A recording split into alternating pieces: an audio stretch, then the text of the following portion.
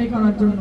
সেই যে ভূমিকাটি, এই ভূমিকাটিতে সাধারণ মানুষ সহ, মা বোন সহ সকল নেতারা এই আন্দোলনে জড়িয়ে পড়েছিলেন এবং ইনশাআল্লাহ আল্লাহর রহমতে আমরা এই সরকারের কাছ থেকে আমরা মুক্তি পেয়েছি।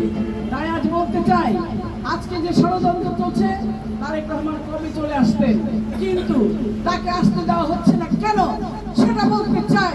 এই সরকারকে বলতে চাই দৃঢ় কণ্ঠে, তারেক রহমান এখন ভোটের সময় এসেছে, তাকে আমাদের দরকার, তিনি আমাদের নেতা, তাকে আনতে হবে এবং অত্যন্ত নিরাপত্তার সাথে, সকল নিরাপত্তা দিয়ে তাকে আনতে হবে।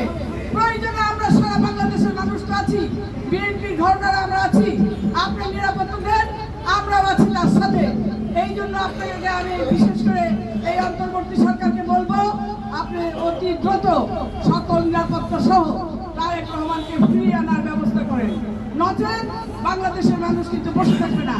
কারণ ভোট হবে, আমরা জানি, আপনারা বলেছেন ভোট হবে, কিন্তু আমরা দেখছি এখনো কিন্তু বিভিন্ন জায়গায়, বিশেষ করে প্রশাসনের বিভিন্ন জায়গায়, পুলিশ থেকে শুরু করে বিভিন্ন জায়গায় যেভাবে যারা বসে আছে তারা নিরপেক্ষ ভোট করতে পারবে কিনা সন্দেহ, সেগুলোকেও ঠিক করতে হবে, তারেক রহমানকেও আসতে হবে।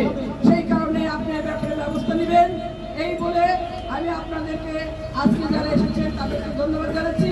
আপনারা কথা দেন, তারেক রহমান, আপনারা কি তারেক রহমানের সঙ্গে আছেন?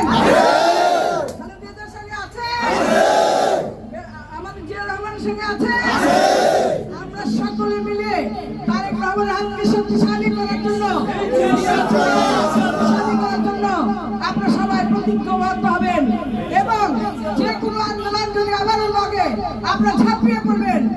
এই সাথে বলতে চাই, এই যে আমাদের বোনেরা আছে, বিশেষ করে আমি বলবো প্রত্যেকটা কমিটিতে আমরা 5 জন করে মহিলা রেখেছি, এই মহিলাগুলোর এখন আমাদের দরকার। আমাদের মহিলা আমরা